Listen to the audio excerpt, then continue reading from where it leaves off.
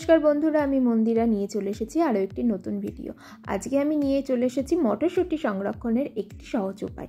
सारा बछर राखा जाबे ठीक एई रकम आपनादेर बोलबो ना, किन्तु बेश किछुदिन राखा जाबे ठीक एई रकम भावे जदि आपनारा घरे राखार चेष्टा करें।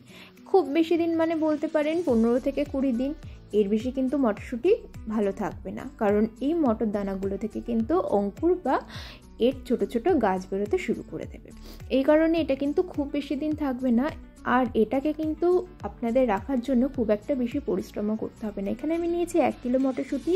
খোসা ছাড়ানোর পরে মটর দানা থাকবে আমাদের 500 থেকে 600 গ্রাম, খুব জোর 650 গ্রাম, এর বেশি কিন্তু থাকবে না। এই কারণে আপনারা যদি বাজার থেকে শুধুমাত্র মটর দানা কিনে আনতে পারেন, তো কাঁচা মটর দানা কিনে আনতে পারেন, তবে কিন্তু সেগুলো রাখার সময় ভালো করে এর মধ্যে কোনো পচা দানা আছে নাকি বা যদি কোনো দানা ভেঙে থাকে তবে কিন্তু সেই দানাগুলোকে আলাদা করে বাদ দিয়ে পরিষ্কার দানাগুলো সংরক্ষণের জন্য রাখতে হবে। ঠিক একই রকমভাবে আমিও কিন্তু এখানে দানাগুলোকে বেছে নিয়েছি। যতই আমি আস্ত মটরশুঁটি থেকে দানাগুলো ছাড়িয়ে নিই না কেন, তবুও কিন্তু এখানে আমি একই পদ্ধতি অবলম্বন করেছি। এখানে আমি নিয়েছি একটি জিপলক ব্যাগ, এগুলো কিন্তু সচরাচর মুদিখানার দোকানে পাওয়া যায়।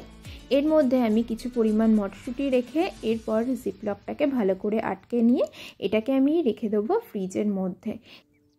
আপনারা চাইলে এটাকে কিন্তু ডিপের মধ্যেও ডিপ ফ্রিজেও প্রিজার্ভ করতে পারেন, সেক্ষেত্রে এটা আরও বেশ কিছুদিন ভালো থাকবে।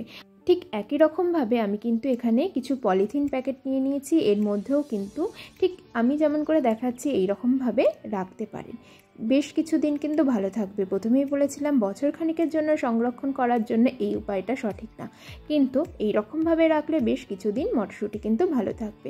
কোনো রকম রোদে দেওয়া বা সেদ্ধ করা ঝামেলা ছাড়াই কিন্তু দেখতে পাচ্ছেন খুব ভালোভাবে মটরশুঁটিগুলো আমাদের প্যাক করা হয়ে গেছে। এরপর এগুলো আমি রেখে দেবো ফ্রিজের মধ্যে। আশা করি ভিডিওটি আপনাদের প্রত্যেকের ভালো লাগবে। ভিডিওটি কেমন লাগলো অবশ্যই আমাকে জানাবেন। সবাই ভালো থাকেন এবং সুস্থ থাকুন। দেখা হবে অন্য কোনো ভিডিওতে।